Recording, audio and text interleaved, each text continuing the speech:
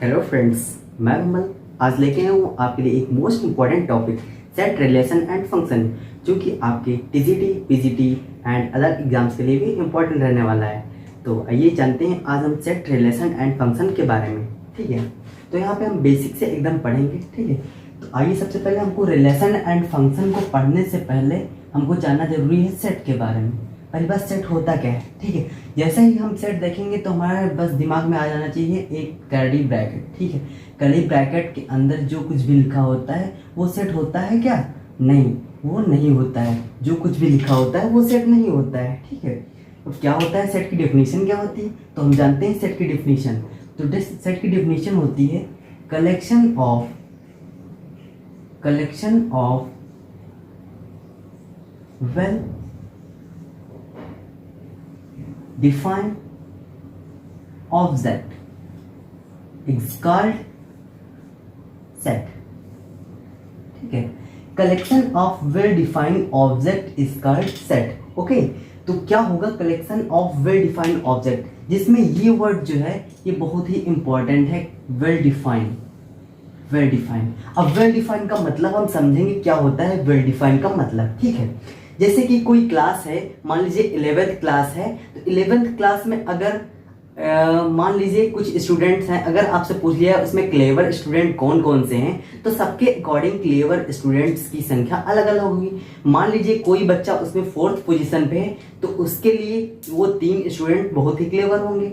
और मान लीजिए अगर कोई लड़का 15 पोजीशन पे है, उसके लिए वो क्लेवर स्टूडेंट उसके पहले 14 स्टूडेंट हो जाएंगे।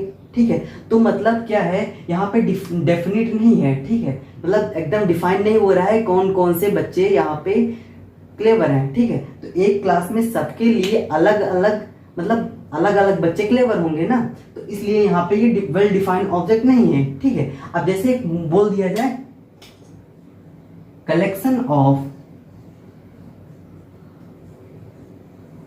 वोवेल्स।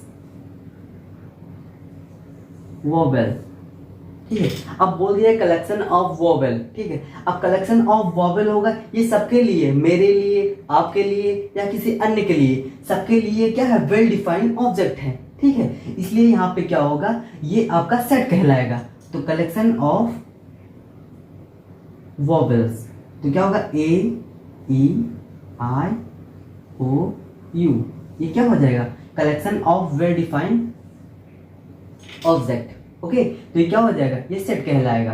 अब हमेशा याद रखेंगे सेट को हमेशा रिप्रेजेंट किया जाता है वो भी कैपिटल लेटर से। ठीक है, अगर लेटर रिप्रेजेंट करेंगे capital A, capital B, capital C, capital D, हमेशा कैपिटल लेटर से सेट को रिप्रेजेंट किया जाता है। ठीक है, तो सेट को किससे रिप्रेजेंट करेंगे, कैपिटल लेटर से रिप्रेजेंट करेंगे। ठीक है, और आगे हम जानते हैं, ये तो हो गया कलेक्शन ऑफ वोवेल्स। आगे एक एग्जांपल और ले लेते हैं, कलेक्शन ऑफ नेचुरल नंबर।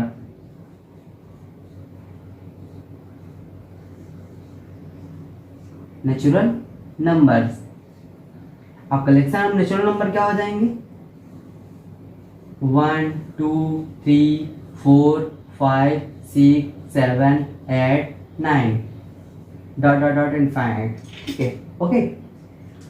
अब यहाँ पे एक और चीज हम जान लेते हैं, अगर बात करेंगे हम नेचुरल नंबर की। ठीक है, नेचुरल नंबर को n से, ठीक है, नेचुरल नंबर को n से।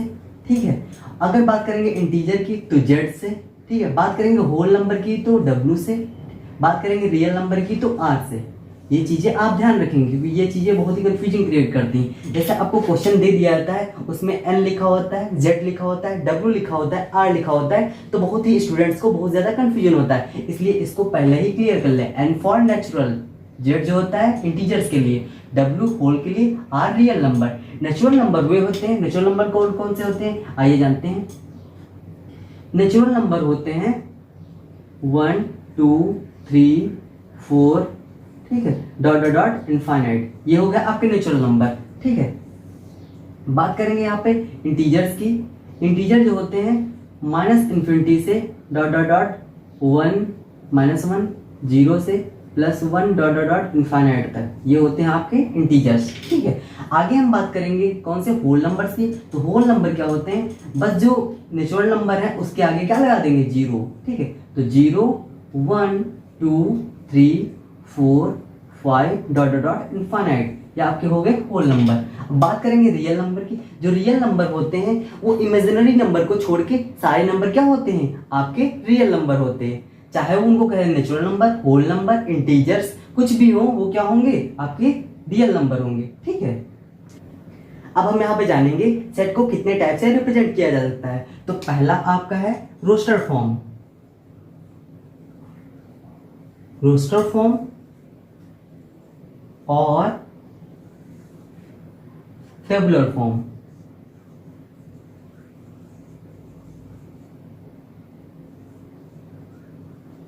ये पहला टाइप आप हो गया। ठीक है, पहला टाइप आपका क्या हो गया, रोस्टर फॉर्म और टेबुलर फॉर्म। ये फॉर्म क्या होती है, जैसे हमने बोल दिया collection of whole number.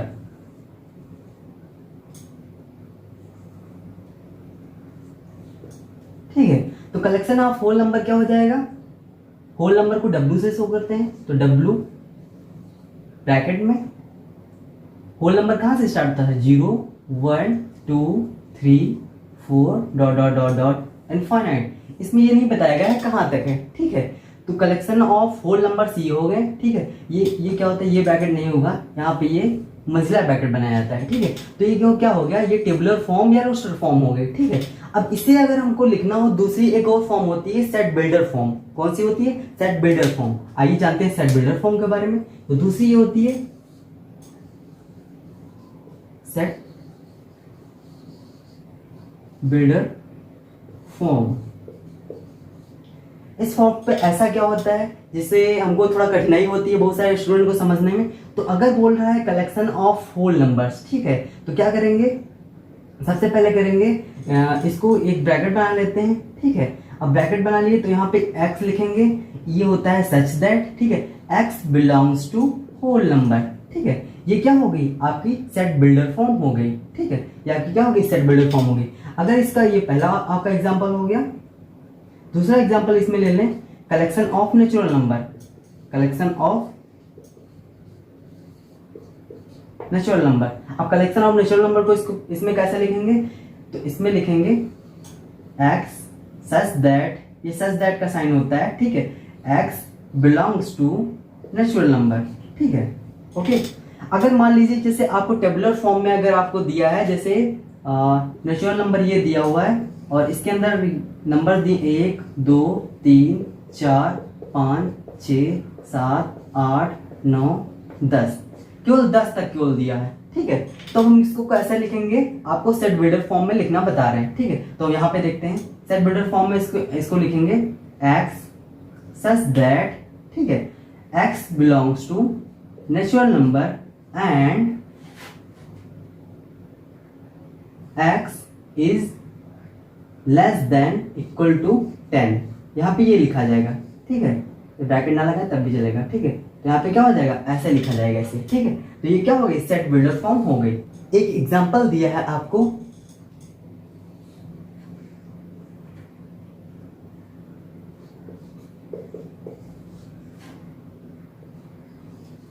To three, एक एग्जांपल आपको दिया है प्राइम नंबर्स का 2 3 5 7। ठीक है, इतना ही दिया है।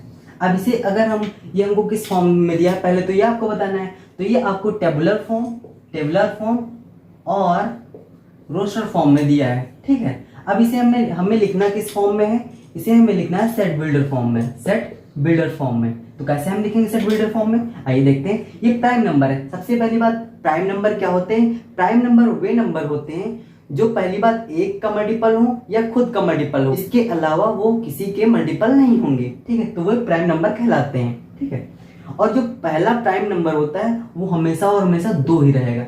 प्राइम नंबर की शुरुआत जो होती है वो 2 से होती है। हमेशा एग्जाम में ध्यान रखिएगा, एक प्राइम नंबर नहीं होता है। ठीक है, तो आइए देखते हैं इस सेट बिल्डर फॉर्म में कैसे लिखते हैं। अब प्राइम नंबर्स हैं, देखिए इनकी लिमिट्स है 10 के अंदर है ये। ठीक है, और कहां से स्टार्टिंग है।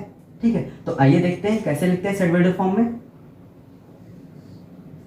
सबसे पहली बात, कर्ली ब्रैकेट बनाए x सच दैट, ठीक है, x such that x belongs to prime number. ठीक है, x belongs to prime number. Where x is less than 10। Okay, ये आपका क्या हो गया, सेट बिल्डर फॉर्म हो गया।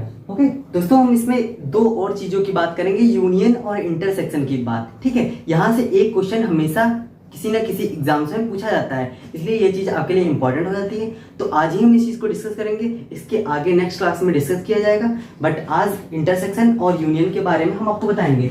तो यूनियन, जो यूनियन होता है यू होता है, और इंटरसेक्शन क्या होता है, ठीक। यूनियन का मतलब ये होता है यूनियन, ठीक है, यूनियन।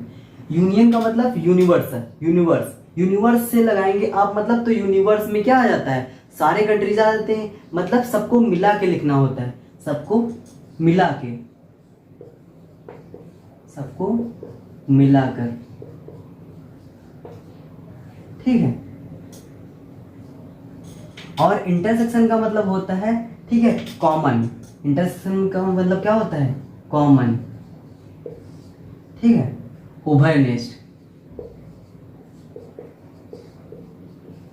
ठीक है। तो अब हम देखते हैं, जैसे हमको एक ए दिया है सेट, एक सेट ए दिया है, इसमें दिया 1 2 4 5 6 8, एक बी सेट दिया हुआ है, ठीक है। एक ही एग्जांपल में हम समझ लेंगे इंटरसेक्शन और यूनियन के बारे में। दूसरा हमको दिया है 2 6 7 9। अगर हम बात करें यहाँ पे इसके यूनियन और इंटरसेक्शन के बारे में, तो ए यूनियन बी क्या हो जाएगा, ए यूनियन बी क्या हो जाएगा, सबको मिलाकर, ठीक है। तो सबको मिलाकर एक है, ठीक है, 1 2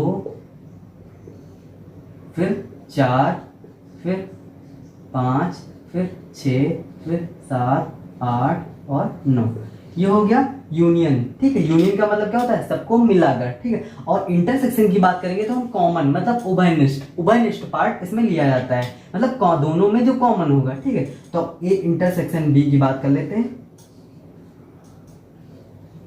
अब ए इंटरसेक्शन बी में दोनों में क्या कॉमन है, पहली बात तो 2 कॉमन है, ठीक है, और कोई कॉमन मिल रहा है ना, 6 कॉमन है, ठीक है। तो ये क्या हो गया, 2 6, ये दोनों कॉमन है। तो आज समझ में आ गया होगा ए यूनियन बी क्या होता है और ए इंटरसेक्शन बी क्या होता है, ठीक है दोस्तों। आज की वीडियो बस इतना ही, थैंक यू दोस्तों।